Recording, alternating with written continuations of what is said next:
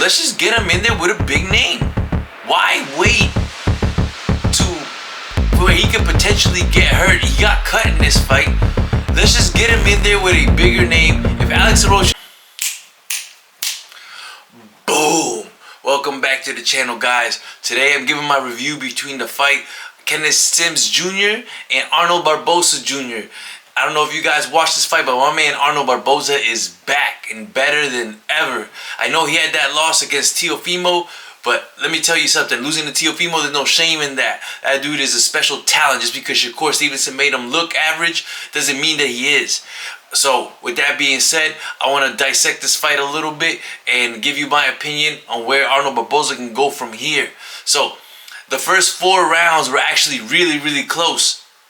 There was a few rounds in there that you could probably give to Kenneth Sims. The first round, I actually scored it 10-10. It was very hard to choose from. And even the rounds that I did give to Kenneth Sims, which I believe at the top of my head was the 3rd and potentially the 5th. I'm not sure. It was 2 of the first 5 rounds I gave to Kenneth Sims. But it was very hard giving it to him because there was very little action to pick from. And I almost gave those rounds to Arnold Barboza. But there was a few times where Kenneth Sims landed a clean punch. But the thing is that even when he landed the clean punch, it wasn't that eye-catching. The only time that it was eye-catching was when Arnold Barboza didn't have his feet completely planted and he was already moving back anyway. Sometimes he would land that left hook on our homeboy Arnold Barboza Jr. And you could see that it hit him, but it didn't turn him so much. So some of those judges might have not seen that punch depending on the angle that they were sitting. Now, Kenneth Sims was doing some good things in there early on. He was actually like making Arnold Barboza think and was able to counter in between sometimes, which was actually better than I thought he would. I thought he wouldn't be able to get past that jab, but while he was fresh, he was still in the fight, but he just wasn't winning the fight.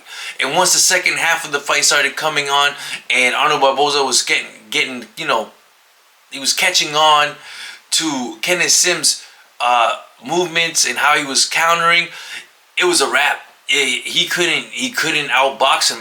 This was a chess match, but Arnold Barboza's jab and his ability to move out of the way after he would land a combo, and I really like one thing that Arnold Barboza did is that he would throw the right hand and that straight jab sometimes, just because that jab is so authoritative that when he extends it as a power punch, it definitely offsets you. And I think he was using that consistently, and he ended up dominating the second half of the fight. If the first round was competitive, the second half wasn't really.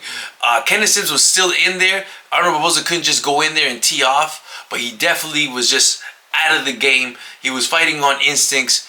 And at this point, Kenneth Sims probably needs to go back to junior welterweight if he wants to have any type of successful career. But the potential for Arnold Barboza is there.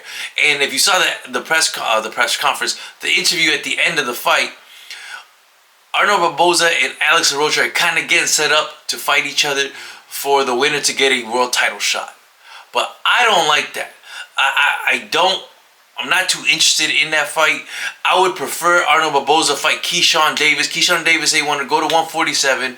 Why not have him fight Arnold Barboza? I also know Golden Boy is currently going through a process of renewing their contract with the Zone, so it probably benefits them to keep the fights in-house.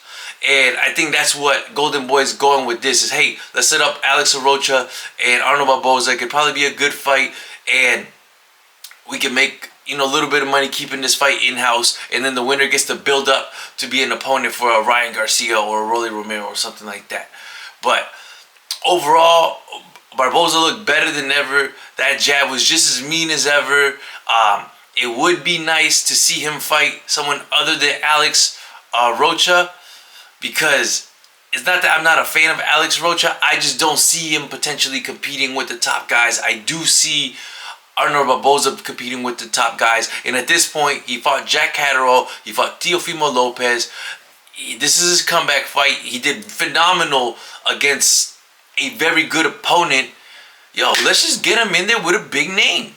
Why wait to where he could potentially get hurt? He got cut in this fight.